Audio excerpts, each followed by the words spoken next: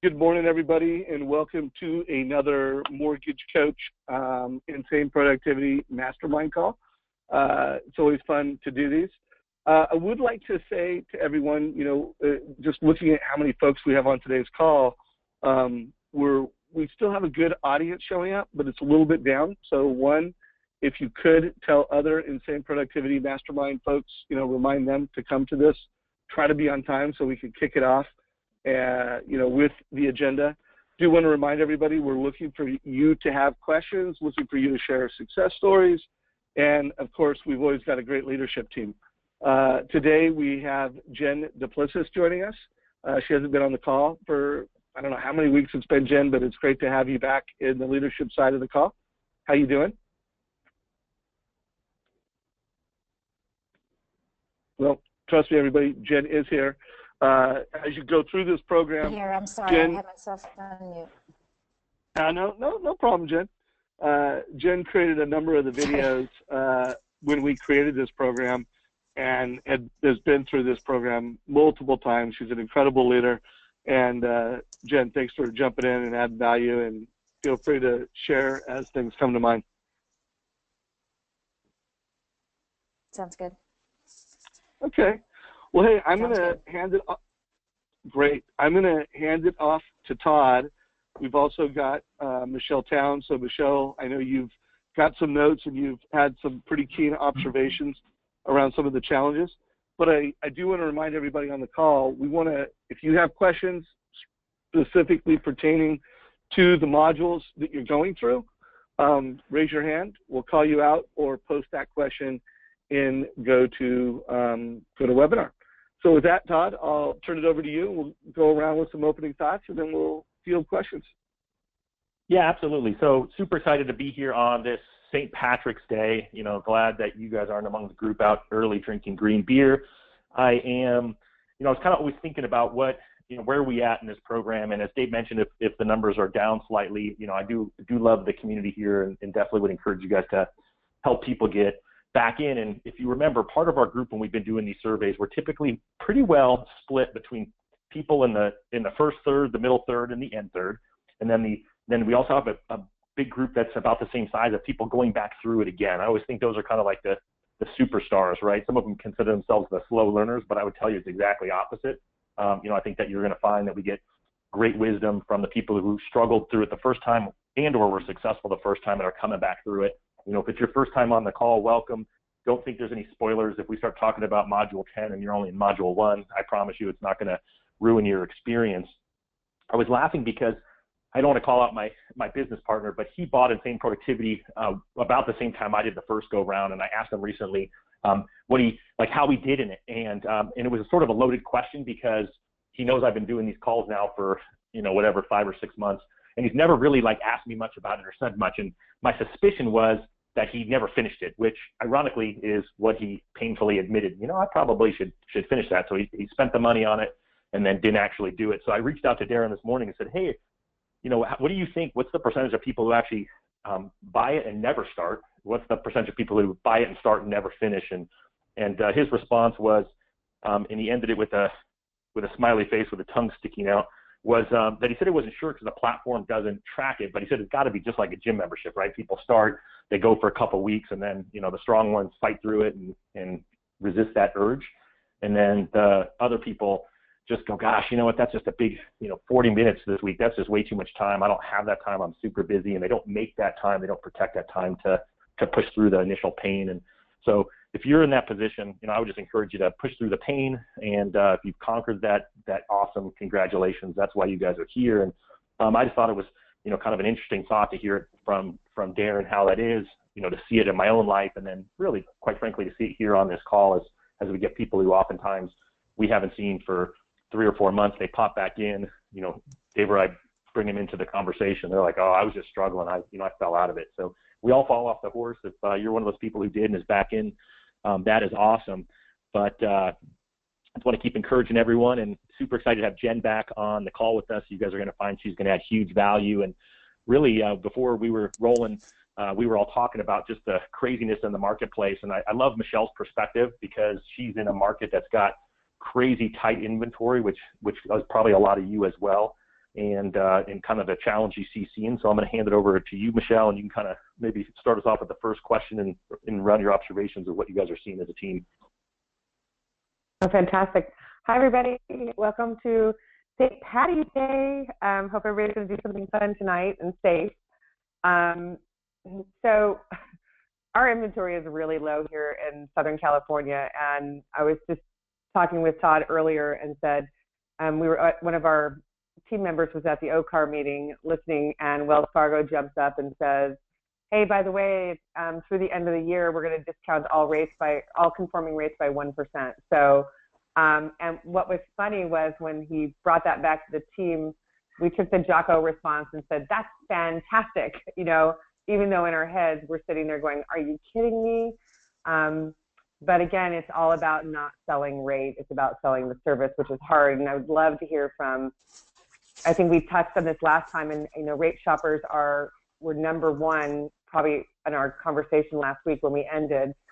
And I think we were going to start this week on talking about that. I'd love to hear more about what other people are feeling out there, how we can use Mortgage Coach to get people off the rate shopping and without being negative to our competitors. I think that's the biggest challenge, right? How do you do without being negative? Because we all want to bash Wells Fargo for doing something like that. So I love the fact that you guys said fantastic. I think that's really huge. And so I know, Dave, you mentioned that I'm embarrassed that I didn't listen to him, primarily because I'm more or less taking the week off because my kids are home from college. But you said you guys had some awesome interviews this week. I know Josh Metal was one, and I forgot the name of the other one that I saw. But can you give us a little color on what those conversations are like, and then we can kind of bring in Jen, and she can give us her feedback on how she's seen this in the market and what she's coaching people to do. Yeah, no problem. I mean, this is definitely my wheelhouse. Lead conversion. I mean, my whole business career is, I built Mortgage Coach as a conversion tool when I created it almost 20 years ago. So I would say first and foremost, listen to the interviews that I've recently done. I have put links to those in the Facebook channel. And I only ask you to do that because these are folks that are doing it right now, today in the market. And there's just subtleties. There's some things like the one I just interviewed, Rick Shearer, who did a little over $100 million with guaranteed rate in Boston. And there were just some subtleties, some little things that he said in terms of how I call it professionally slammed his competitor before his competitor even knew that it happened. And so, the commonalities I see in conversion, first and foremost, speed to lead, being first to the party matters. Asking great questions so that you really understand their hopes and dreams. Big bank loan officer's not going to do that. So it's a different conversation. You're getting to, what their goals are, so that when you do provide mortgage options, you're not quoting rates. You're showing them how to accomplish dreams and goals. I thought Rick, the way he said it and the way he did it, I thought was so smart. He goes, look, I know my competition isn't going to be giving them a total cost analysis. I know my competition isn't going to be giving them as comprehensive of options that I am. So, after I've done my hopes and dreams, I tell them, look, you qualify for 3 options. One of them is probably going to be what's better for you. I'm going to provide you with those. I'm going to show you the cost over time. We know the competition's not going to do that. He shows it to them. And by the way, if you go out and shop me and you do it, make sure you're getting the cost over time, because that's really what's most important. Lenders will, again, I'm kind of going off the grid. This isn't exactly what Rick said. And depending on how much of a grinder you think they are, but, lenders are only going to show you what they need to show you. And they really just want to sell you their program, whatever the flavor of the month is for them. I'm showing you options to hit your goals and dreams, and I'm showing you the cost over time. So make sure, you get that cost over time, that 5 years, that 7 years, that 30 years, whatever's most important to you.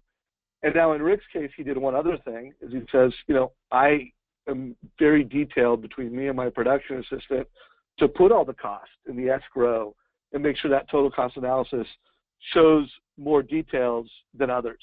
So that, that's not for everybody, and that's a big lift for some of the sales process out there. But Rick's not getting shocked, so between the detail, the cost over time, and then just the experience. He was first to lead. He got him his total cost analysis. He added a video to it. he's the obvious choice. So now, if there's an entire point difference in interest rate, might he lose a loan? Yes. But being first to lead, completely blowing their mind, making them feel as though they got all the information, I mean, that's a big portion of the battle. So I would listen to that. And Michele, I know you probably already do most of everything I just said. It takes away from you. But by the way, I asked him another question. It was an 8-minute video. I asked him, how are you positioning Mortgage Coach with agents? And I would just say, he had a different spin on it. So every time I interview a top producer, I get a different kind of angle, a different subtlety, and it's valuable. So I would encourage everybody, it's time, and the reason I recorded these and I made these is it's time to kind of go to school on each other, compare notes with all the best loan officers in the market. What are you doing? How are you saying it? And just, to Jocko's point, you lost a loan to big bank? Good, get better. Hey, you're getting rate shot more than ever? Good, let's get better. And I think it's just a great time to get better. So those are some of my thoughts. Todd, anything to add before we hand it off to Jen? No, I just love that quote, time to compare notes with the best in the market, and just thanks for making it easy for the rest of us to do it. But I'm dying to hear Jen's take on this. Well, thanks. I hope you're not dying to hear. Because I don't consider anything that I do to be extra special. I don't consider anything I do to be extra special. I think, I've mentioned time and time again that the best script is the truth, and if we can try to remember that when we're talking with people, and not trying to remember cute phrases and great things that other people said, but use our own words to explain, and express to our clients how much they mean to us and that we really do care. And we know all these adages, if people don't care how much you know, they want to know how much you care. And using our hopes and dreams, or whatever you call your first meeting, or your first conversation with your client, I think is critical. So I want to give you two different scenarios. Well, I'll give you one scenario, but I think that when I'm speaking with someone, I tend to use verbiage like this, and again, it's not a script, but I just want you to understand that, unlike a typical traditional loan officer, those are a lot of words that I use. Unlike a traditional loan officer, as you're calling around and talking to people, you're going to find that they're going to give you your payment, your rate, and your closing costs in what used to be called a good faith estimate, now a loan estimate. And that, to me, is a vacuum because it doesn't fully explain the total cost that you're going to incur over the life of the loan. And so with your permission, I would like to ask you questions that will help me understand exactly what your strategy will be for moving into the home, your entrance strategy, our maintenance strategy, and then our exit strategy. So I'm not really concerned just about how to get you into this loan. I'm concerned about how we're going to have a relationship after the closing, and then what your exit strategy is. So if you don't mind, I just want to ask you those questions. Now, for all of you listening, if you don't mind, I'm going to tell you one story. So I had a client call me, and we were going to do a 30-year fixed rate loan, and just regular hopes and dreams. And the thing is, I think they were putting 20% down. It was just a cookie cutter deal, and it's really hard to compete with that because they can go anywhere. But when they did call me back, and I had already met with them and provided a total cost analysis, when they did call me back saying that they had their contract, or I got the contract, somehow I called them, but I always call them right after the contract as well. And I said, so I said, I'm so excited for you guys. Congratulations. Tell me about the house. And I think if you're not doing this, you need to consider doing this. But tell me about the house. And one of the triggers, and we have to have our antennas up for this, but one of the triggers they said is, the house is bigger than I thought. And, we ended up getting a really, really nice big house, and we're so excited because we didn't think that was going to happen. And you know what it did? It changed the way that I talked to them about their loan. Previously, we had been discussing a 7-1 ARM because their hopes and dreams was that this was going to be their starter house. They weren't really going to be in the house very long because they didn't think they could find a house in their price point. Just that little comment, I said to them, we've discussed the 7-1 ARM, but I really feel that maybe based on what you've just told me that you might be in the house a little bit longer. And so therefore, what I want to do is I want to talk about a 10-1 ARM, and I want to talk about a 30-year fixed rate loan for you. And you know, this was a game changer because I knew that they were still slightly shopping. Even after we did our pre-approval letter, and I know that upsets all of us, right? They were still slightly shopping. And the other lender was giving them a $3,000 credit, and just out of the blue. And it wasn't making any sense because the rate wasn't higher or anything, and it drove me crazy. But how I won the deal was going back to my hopes and dreams. It's not enough just to do it and say, okay, here's the total cost analysis, but it's to analyze what they actually were saying and listen to them when they come back. Made a huge difference. But again, my whole idea with talking with my clients for the hopes and dreams conversation is to plant a seed in the back of their minds that sets me apart. So when they talk to the next person, they're thinking, yeah, you know, you're only giving me an LE. You're not giving, and yeah, you didn't even ask me permission to ask all the questions and, you know, bare my soul, which I wouldn't even tell my parents or siblings, you know, about some of the things that I'm telling you. And so I want that seed to be planted so that every phone call that they're making, they're thinking, this isn't Jen. This isn't Jen. Wow, she's right. So there's my take on it. I love it. I love especially when you said that, you know, you're basically getting your clients to think, yeah, that other LO only gave me an LE, right? I mean, I think that's the differentiator piece of Mortgage Coach. It kind of makes me feel like the homework for all of you on the call this week should be do a jam session solely around scripting, right? So Jen started her script at about minute 14. So when Dave reposts this, I can tell you I'm going to go back through and I'm going to re-listen to the script that she just used. And I call it a script. It's just how Jen says it every time. She said it so much, it's probably 98% the same every single time. And like she said, it's not memorizing somebody else's script. I would say it's, you know, it's memorize and then customize it to you and then internalize it. So that's essentially what she had said before. But I think that's great homework for you all, and then we can have some other conversations around it. Hopefully we'll get some people to raise their hands and have some questions or some comments for Jen, Michele, Dave, or myself. What questions do you guys have, Dave and Michele? Well, a couple thoughts I want to just kind of pull from Insane Productivity all around the conversion conversation, because let's face it, we're all mortgage professionals. Obviously, I kind of sit in a different seat in the bus because I'm, you know, providing technology to the industry. But I very much have my interest in you maximizing your conversion rate, crushing it with realtors, and at the end of the day, when a mortgage coach loan officer competes with average loan officer, I want mortgage coach loan officer to win. That's how I feed my family, is helping you crush it. So let's just do like a little riff as coaches around all the things from Insane Productivity that really drive conversion, because it's not just scripting and strategy.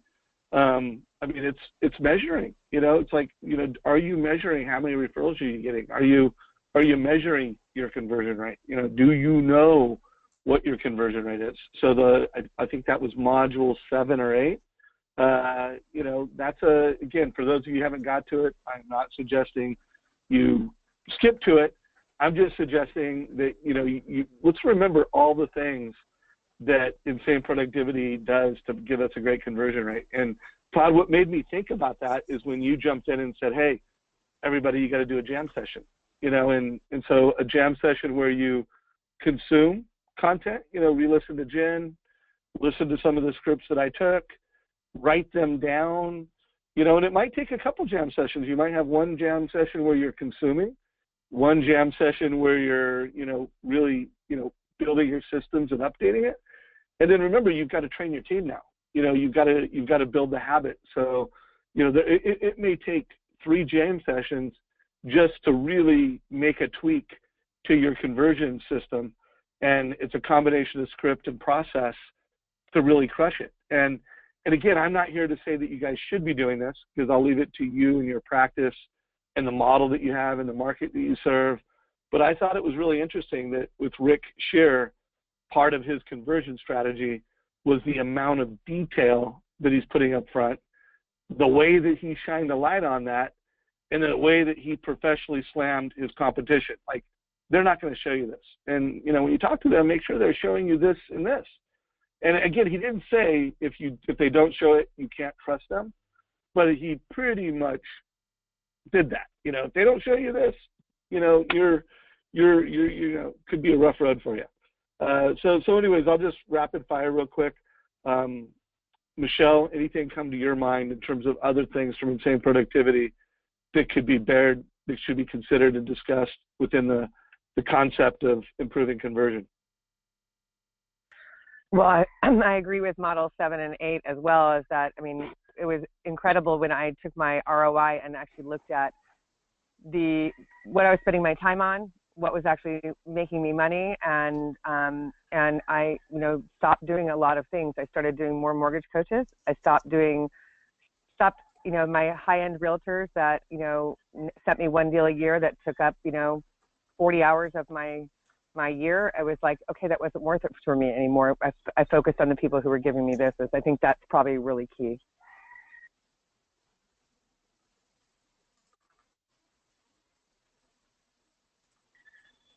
Did I lose you? I hear you. I think we lost Dave for a second, so I'll jump in. Okay, good. And you know, hey, am I still gone, by the way? You guys don't hear me? Now we hear you. You're back. Oh, okay. Sorry about that. I was on mute for a second, and I was trying to get this 12 weekly reminders up on the screen just to, you know, kind of remind us of some thoughts. So that was a good one, Michele. And then Jen, anything come to mind on your side? You know, things that will improve conversion that folks should be thinking about working on. Yeah, I did something this year in 2017, and you know, again, guys, I have to apologize. I have been sick since December. It's just, I'm just living with it.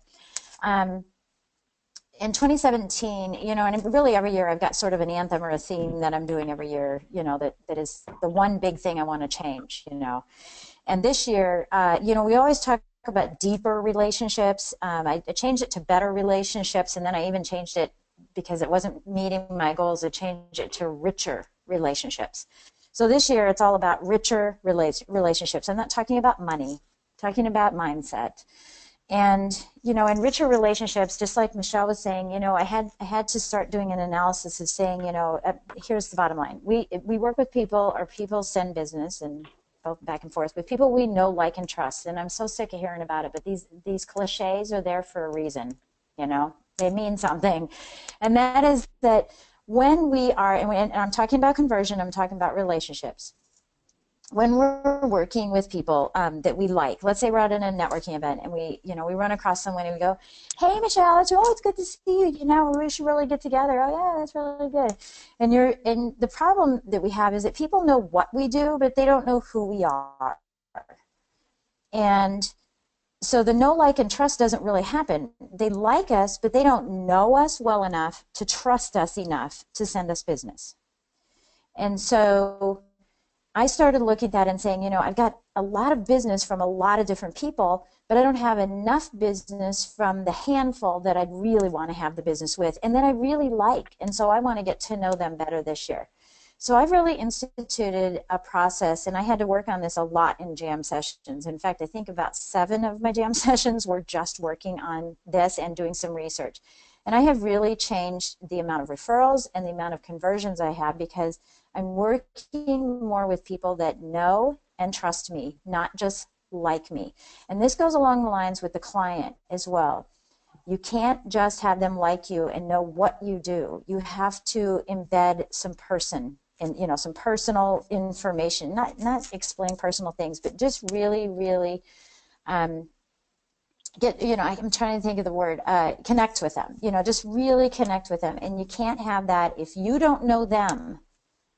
And we can't do that. Other loan officers can't do that. When they're just simply quoting rates, you know, not showing up to closing and never heard from again, they're not going to have that opportunity. So the problem that we have in our industry is that we allow people to know what we do. Hey, I met with them, I talked to them, they know what I do. I'm going to sit back and I'm going to hope that I get business. And I decided that the only way to have richer relationships was for me to get to know them better so that they can trust me and I can trust them. And it has improved. I probably have the number. In fact, my coach asked me, because I'm coach too, my coach asked me, how many more, I had. I think a couple of weeks ago I was up 243% in my referrals being received, and my conversion ratio had improved by 12%. And because I'm just digging deeper without using that word. I want richer relationships with everybody, my clients and my referral partners. Wow. So I took a couple notes. I don't think I quite did what you said justice, Jen. So I'm gonna post it just because I want to remember it for myself. But if you want to update this on the Facebook page, I think what you said was super powerful. I do want to shine a light on a couple things there, folks.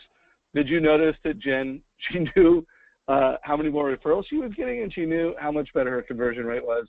And it wasn't like in a general sense. It was a specific number. So that's you're talking to someone who's a black belt in insane productivity and lives this stuff. And then, she realized that, I need to get a little deeper with folks.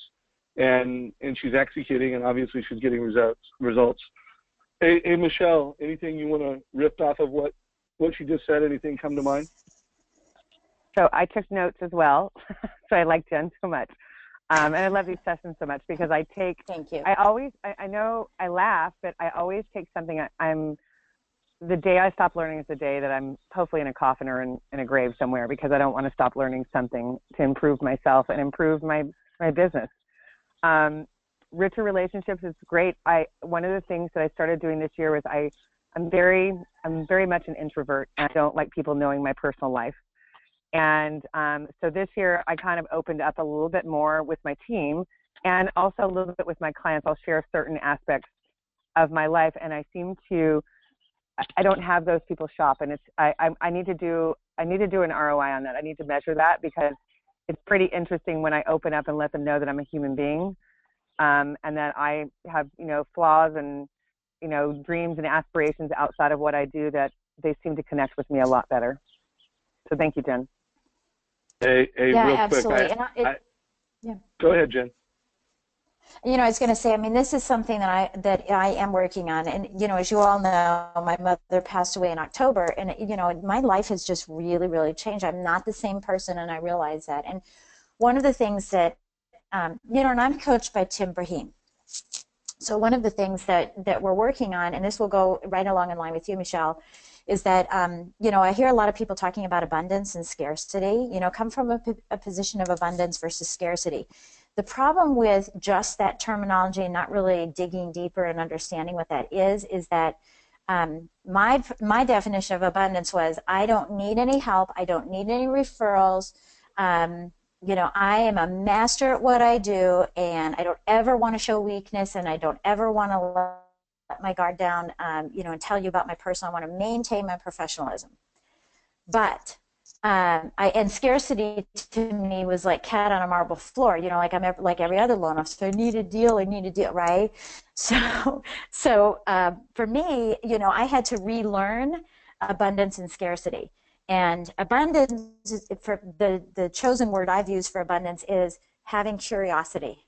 The word is curiosity. Be curious about everybody, and don't hold that guard up. So in that curiosity, I'm creating abundance without having to divulge what's going on with me personally. I'm being curious. I'm deflecting the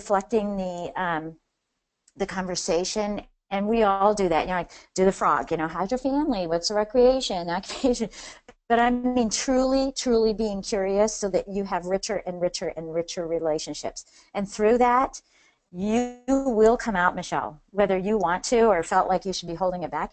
You will just automatically come out, and your light will shine. And that's how, like that, overnight, my referrals from the people that I wanted referrals have come in left, right, and sideways. And my clients, my conversion ratio is up because I'm doing that with them as well. And it's just a curiosity, not a question and answer session. Love that. This is deep, guys. So I think this is one of those calls where folks are going to want to listen back to it. I hate to keep assigning more homework assignments, and I'll let you guys listen to this one if you want. I follow Amelia Boone. I don't know if anybody else By the way, Todd, do you happen to know who she is? You know, of course I do. Of course I do. She is the toughest mutter out there. I mean, she's just a rock star. Yeah, so I know her through friends of friends, and again, I mean, she's like the Wayne Gretzky of obstacle course racing. I mean, what this woman has accomplished is mind-boggling, and she's a full-time corporate attorney for Apple. You know, so she's super sharp, and I just have to think being having a full-time job as an attorney for Apple is a fairly demanding career. So I mean, you know, she's one of those elite superhumans, and she's super cool. You know, she's super cool. I haven't met her personally. I have friends that know her pretty well personally, and I hear she's just like one of the coolest people you'll ever meet. But she did this interview, and I listened to it. I just listened to it yesterday, and it was like jaw dropping. You know, I mean, it's like I want my daughter to listen to it. I want my wife to listen to it. I want you guys to listen to it. I brought up the timing of bringing it into this call because, I mean, I think in today's market, you know, we need to embrace the pain, you know. And Michele, you brought up this concept of, you know, it's a little, you know, some folks are down, you know. I mean, it's a little painful, you know. I mean, it's hard to get over it. And she, again, it's a different metaphor. She talks about how she deals with pain on a, you know, 100-mile race, you know, a race that could actually take multiple days. And then she also broke her femur last year and had to take a whole year off. And she talks about how becoming more vulnerable and becoming more human, you know, because Michele, you talked about how, hey, I kind of like keep business here, personal there. Anyways, I just think it would be, it's interesting. It's not for everyone, but it's a great homework assignment for anyone that wants to check it out. If you do listen to that, please give me notes, whether you want to share them in public comments or whether you just want to let me know what you personally thought. I'm thinking about having Amelia as an interview in the mortgage coach community. I think she'd be a good fit. Todd, what do you think about having her as a Tuesday call? Do you think she'd be a good fit for our space? Well, I love it. And what I love about that is just bringing in an outside perspective, right? I mean, I think that we have so much great content in there from the best of the best within the mortgage industry. I've always found that any time that you do an interview with someone who's bringing a different perspective is always huge. And I think in her case, I've never listened to an interview with her. I just read her, you know, the piece on her and Tools of the Titans. But I got to imagine there's just huge value there. Yeah, no, she's great. I follow her on Facebook, read her blog, and while I'm not a, you know, endurance runner or have I done a Tough Mudder, I respect people that have, you know, are mentally strong and play at a high level. And so check it out, guys. So, hey, we at the Leadership Role have been doing all the talking. I am going to, no one's raised their hand yet, but you guys know how we roll. I'm going to empower someone. And Troy, you know, you have not been empowered for a while. Troy, how is everything going? How's conversion? Do you have any questions or success stories to share? Actually, I had a feeling you would call me first, Dave, but I love it too at the same time. You know what? This week I've been is going back through is the concept of sprint and recovery. I really think about that a lot this morning, and how important it is realizing that just in a overall mental mind state, that it's a situation where if you don't do the rest side of it, you can get burnt out real quick early in the day. No doubt. You know, I think that kind of leads that whole Bill Hart, you know, eat the frog before 11. You know, do the tough stuff early. Exactly. Yeah. No, good. Well, how is your conversion out there in the market? Are you getting rate shopped more? Are you? I'm getting rate shopped more, but at the same time as I'm last week earlier this week I just took a step back and just pull out some old stuff that I created, or say I took ideas from like Dan Keller and stuff, that mortgage planning guide and so forth, and just trying some new tricks. Good. Well, I'm glad to hear that you listened to that Dan Keller call. I thought Dan did a really nice job. And if you could, let me know what takeaways you're getting from these. You know, I feel like the mortgage coach community needs my leadership, like, I don't want to say more than ever, but there is a calling for leadership right now. You know, I think it's going to be an awesome year, but at the same time, it's starting off with a struggle. And, you know, as I said earlier, best way to take it to another level is to listen to people that are doing things of excellence, and then just to execute. Like, I know the best way, like when I'm feeling down, if I can't control the outside, but I can control me. And if I work smarter and if I work harder, regardless of my outcome, I'm just going to plain old feel pretty damn good about myself. So I feel like it's one of those times that as an industry, we need to work smarter than ever, and we need to work a little more on point.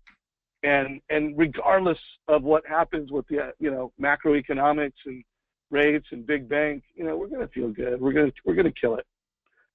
So any other thoughts, Troy, before we bring in someone else? Well, I just going back to is, like, you know, the one thing that put me back with Dan Keller's mortgage guide is just reminding, it's like the power of the community. Not so much just Insane Productivity, but the stuff on YouTube that's been created over the last couple of years. We forget that how much tools we have that we don't have to go back and really recreate the wheel. It's like we can just go learn and just go absorb, and anytime we want to learn new ideas. Like back to Josh Metal on Tuesday, price to advice. I'm gonna go back and listen to Price to Advice. He did when was it? 2015. This afternoon again, just because it's a good reminder at the same time. Yeah, no doubt. So thanks, Troy, for jumping in, and I'm going to put you back on mute. If you do have another question, raise your hand. Sound good? Will do. Good. Hey, Michele Town, I know you've got to jump and get to a realtor meeting soon. Any words of wisdom before you need to jump off the call and get into another call?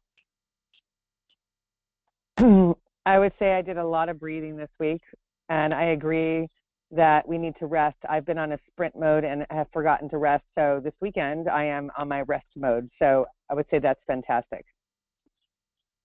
Remind to relax. Again, another takeaway from, and make sure you're getting enough sleep. You know, make sure it's easy when we get stressed out and it's almost like we're drowning. You know, we don't sleep well enough. We don't eat well enough. We don't get our relaxation in. Great reminders that Darren would be giving us right now. Hey, Michele. And I will say goodbye. Awesome. Say goodbye to everybody. All right. Take it easy. Have a good one. We'll see you next week. All right. Nice to see you next week. All right. Hey, Amanda Champion, I haven't seen you for the past couple of weeks. What's up? Hey, hi there. I almost said good morning. It's so not morning anymore, is it? It's yeah, So how's everything going with Insane Productivity for you? You're in Indiana, right? Yep. Yeah, in Indiana. We are on Module 8 this week. And I had heard a lot of talk about that module, especially the first few calls that I was on, these calls right here. So I was really looking forward to this one. And I think it was good timing because I thought Module 7 was a bit discouraging almost. Like here you just picked your values, you know, and a lot of us had picked balance, and then here he comes in Module 7 and tells you balance is kind of you know, this false thing that we pursue, or you know, and he just had a different way of turning around and talking about balance. So that took a little bit to settle in, and then I was really excited to jump into Module 8, and it's, you know, it's a lot of work in this module. And I'm still trying to find my new balance with, see, there's that word again, with my assistant being gone, and just trying some new ways of doing business and staying in front of things. So it's been, I guess, overwhelming and stressful the last couple weeks. Well, I so appreciate the transparency and kind of being on point with the product and the journey of education. Todd, you know, any thoughts you have, any words of wisdom for Amanda, or any questions you have for her? Well, I know I love the fact that that you're calling out Module 7 and looking at it from that perspective. And, Module 8 is one that, there's no doubt when you get to there in Insane Productivity, you can see it's a favorite module, since there's a few people who've actually given feedback on that. I think Dave Gallegos and myself and maybe Jen as well. A great module. Amanda, what is your biggest takeaway from Module 8? Oh, wow. There's a lot that I'm still working through with Module 8, and I think it's one that I'm going to have to go back to quite a few times, but it really challenged me and called me out on, I guess, how I'm spending my time and things that I'm still trying to control that are hard to let go. Now, when you throw in the mix here, I was part of the group that has an assistant, and you can easily go, oh yeah, I don't pay attention to that or that or that. I'm free of those items because I throw those to my assistant. Well, now I'm part of the other group that I hadn't been able to see things from their point of view for a while. Because people would ask, well, gosh, if you don't have an assistant, how do you guys do that? Or how are you guys applying this? And I would kind of tune out a little because I'm like, I have an assistant, that doesn't apply to me. Well, now this day comes where you have to kind of take a few steps back and reassess what you're doing. So this one, coming up with my vital few and thinking about that one thing, I think it's really challenging because, yeah, I can identify the things that bring in sales and that bring me income, but it's really hard to just only focus on those for a bulk of the day because you still have to control all those other things too. Reply to processing, follow up with emails and all that kind of stuff, and I feel myself kind of going back down other rabbit holes that I didn't want to. Yeah, that is so huge. I have a comment, if I could. Go ahead, Jen. Oh, sorry. Yeah, one of the things that we have to remember as we're going through this process, because we are really, going from a caterpillar to a butterfly in this process, there really is a chrysalis that's happening. And one of the things you have to remember is that, and I'm going to give you the example through my dancing because, I'm a competitive ballroom dancer on top of being everything else, right? When I first went in to the dance studio, I thought I knew how to dance. And then they told me how wrong I was. And then for 4 years, I danced at Arthur Murray. And then I went to another dance studio. When I got to the second dance studio, which is where I'm at now, I learned that my toes weren't exactly in the right position. My hands weren't exactly the right. My neck wasn't right. My leg was. It's like telling me all these things. And for guys, you can equate this if you've ever taken, or anybody, a golf lesson or a tennis lesson. When you start getting a coach, and this is really what this is, it's virtual for us, right? But you're getting a coach, and the coach is going to start telling you everything that you do wrong, okay, before you start doing everything right again. So it's just a relearning process. So I just want you to keep your head up and your chin up about this, is that you're morphing into what will become a bigger, better person. And frankly, this is what, Darren tells us, is that we're now going to be a super achiever. So what you're doing is you're morphing into a super achiever. And so I wouldn't get real discouraged about the fact that you may think you're not doing it right, or you're having to relearn, or you're having to reassess, and you feel like you're going down a rabbit hole. Just keep in mind that you are morphing into something that's going to be absolutely incredible when this process is over.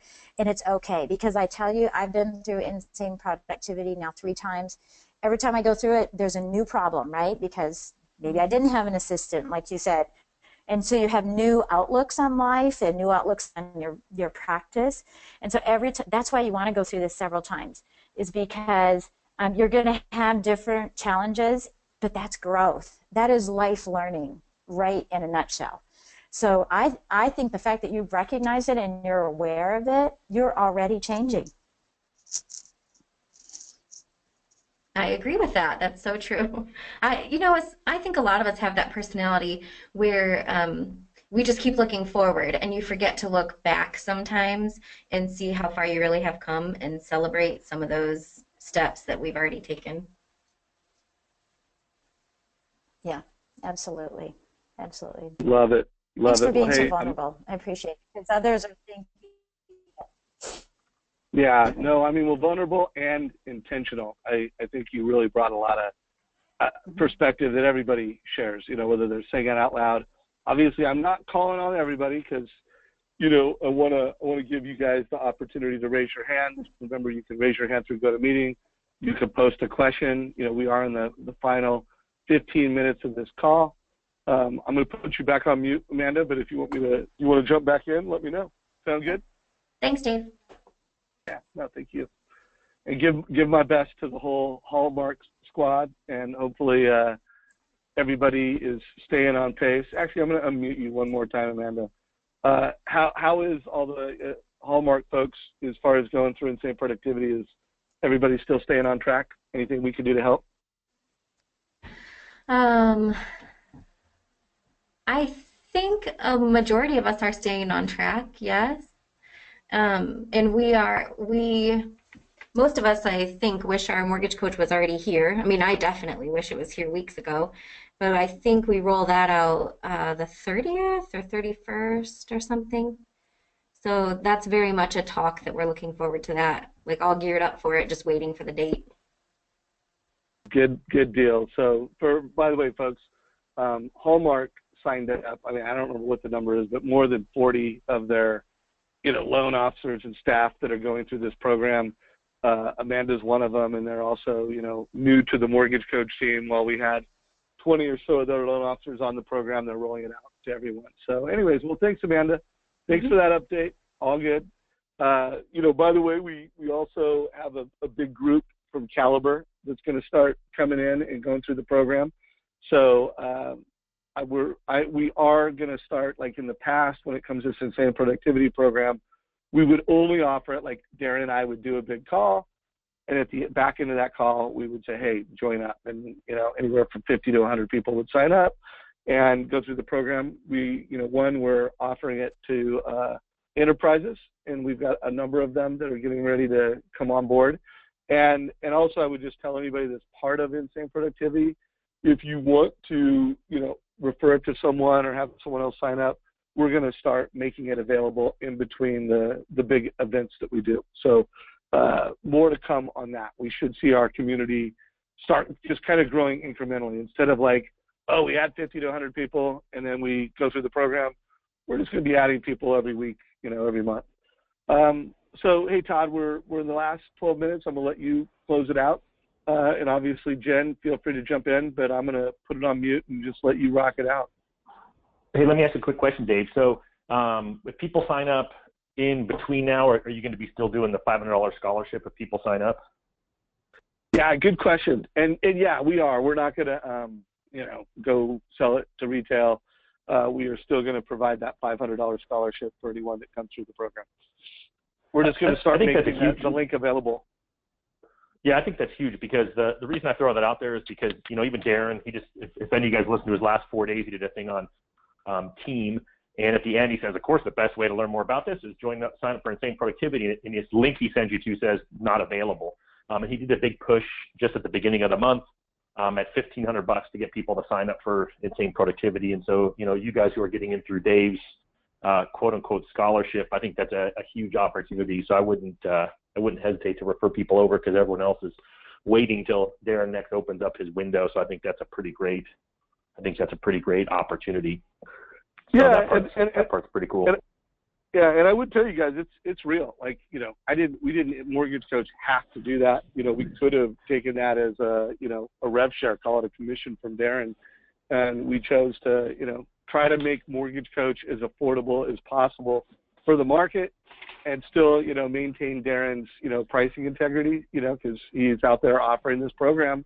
And he's really strict about it. You know, he's like, I only make it available at certain events and at certain times of the year. And he just finds that, you know, it gets people committed and they go through the program. But, you know, that's how we roll. My goal is to get as many Mortgage Coach loan officers through this program. And I think by offering it through the community, I'm not saying that we won't put it on our website or, you know, offer it at events, but we're gonna find out some ways to offer it and not just wait another month or two until we bring in a new group. Anyways, thanks for bringing that up, Todd.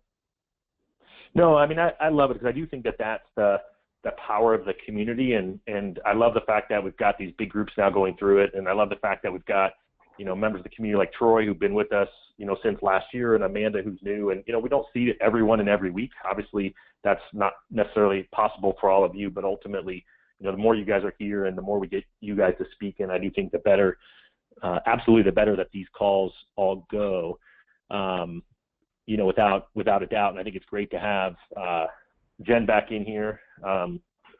Definitely being sick all year, that's got to be no fun. But I love the fact that you're like, hey, this is my new reality and I'm dealing with it and running with it. So that's good to hear.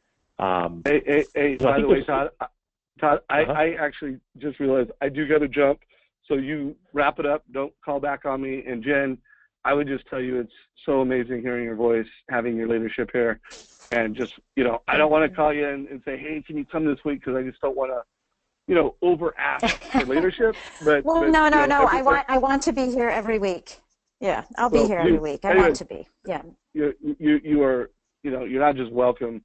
You bring a shining light. You bring a lot of value every time you're here. So thank you so much for coming. Thank you. Sure. All right. Well, and I think I really appreciate it. All right, Dave. Enjoy. All right. Well, Jen, it's up to you and I guess to. Oh, go ahead, Dave. Oh, I was just going to say I'm going to give you the rights to share the desktop in case you want to show anything on that.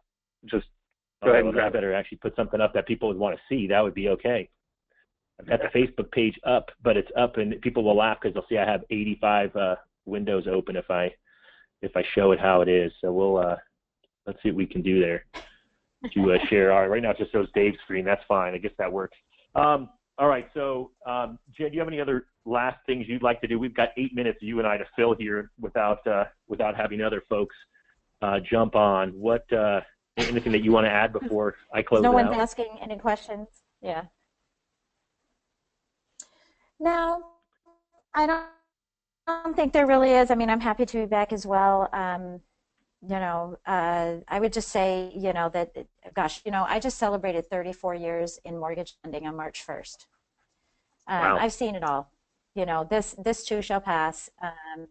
This will, this is just like any other market. I sold loans when they were 18.5%, and the day that they went under 10, we all jumped up and said, oh my gosh, 9.875, and that was on a 1-year arm with 3.5 points.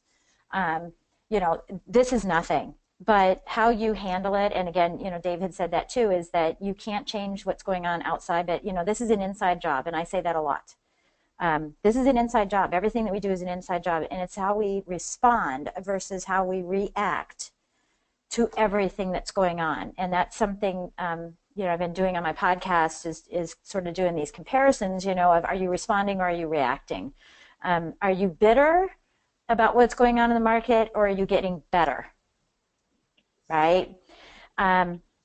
So these are all things that, your mindset, and once you get ingrained in this, so if you're going through this for the first time, once you get ingrained in insane productivity and a mindset of being better and not bitter about everything, and in everything you do, the time you spend, the people you spend with, how you maneuver, whether you're getting good sleep, whether you're taking time for your person or your family, this is the key to this entire series that we're doing. It is the hard skills that are associated with it, the little bits of homework you have to do and whatnot, but this is truly about your soft skills and about you changing your life.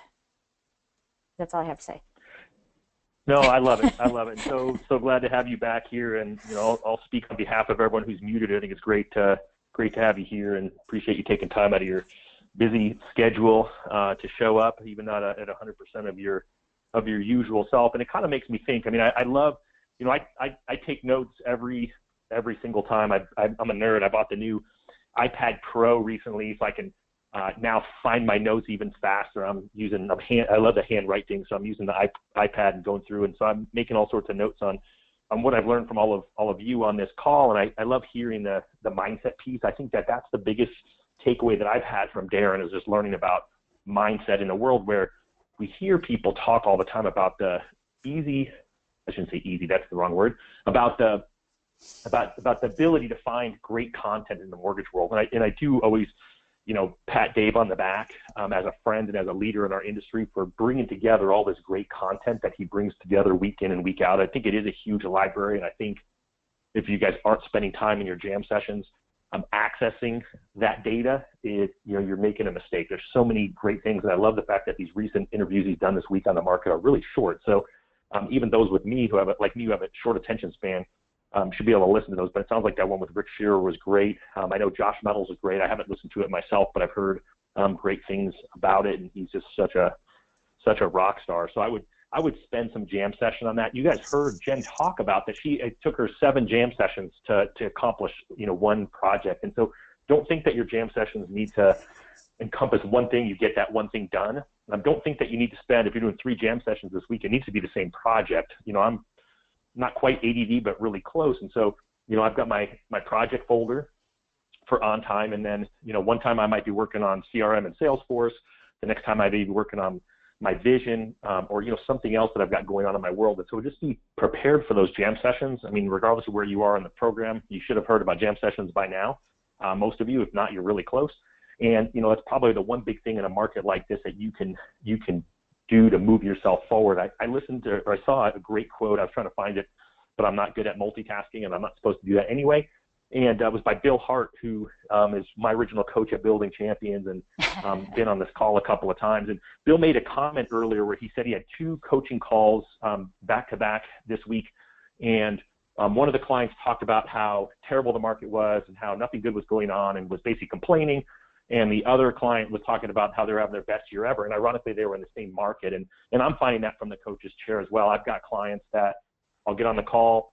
They're actually in a couple of them in Michele's market where she's rocking it. She's super positive. She's killing it, with trying to keep people's mindsets straight, right? Not just herself, her team, her clients, and her partners.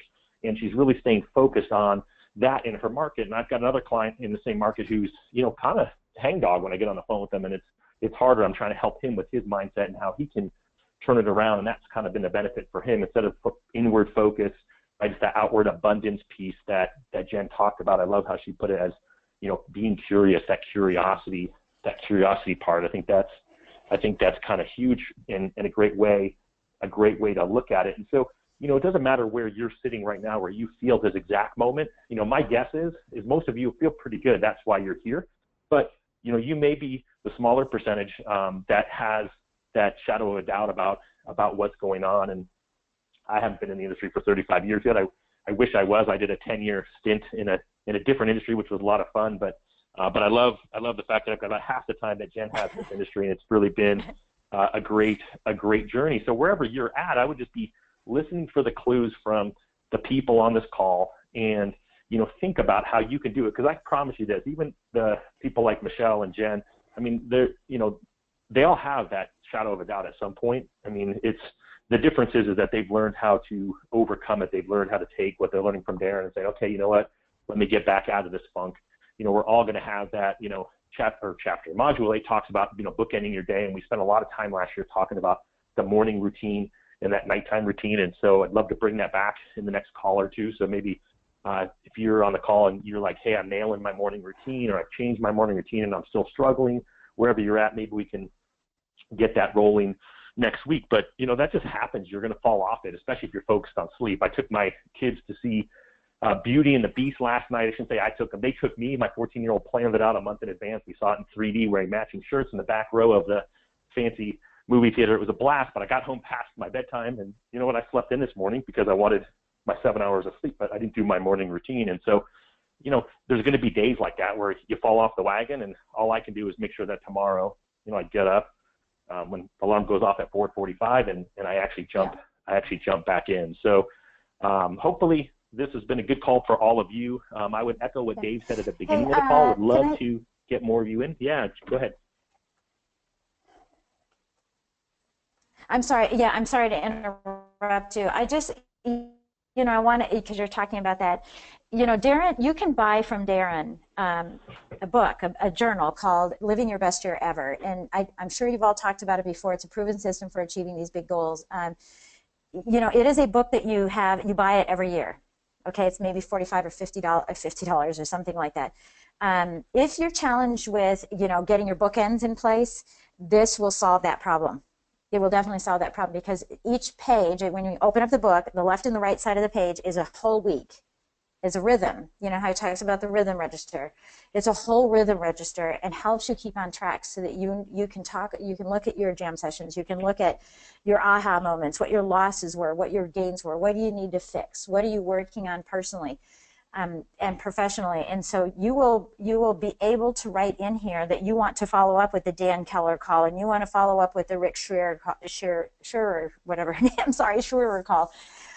All of those things will be accomplished. I use this one book and I carry it around with me. It's next to my bed. It's in my briefcase. It's with me when I get home. I bookend with it in my miracle morning. Godsend.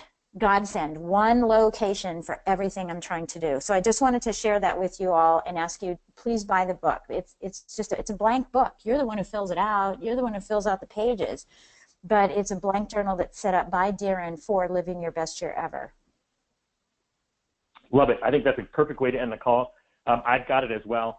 I'll be transparent and say I started at the beginning of the year and I haven't picked it up probably in the last month. So now I will go home and I will pick it up.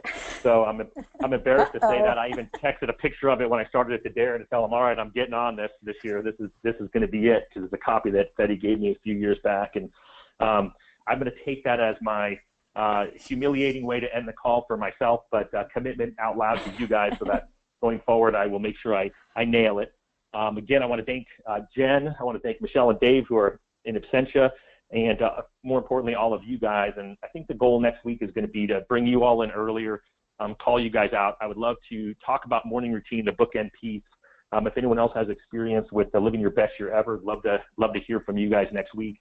If you've got friends who are also participating, let's rally them up too. Let's get this group full and strong. And if you need any of us, you can find us all on that Facebook group. We would love to help in any way, and really have a wonderful St. Patrick's Day and a terrific weekend. We'll talk to you all next week.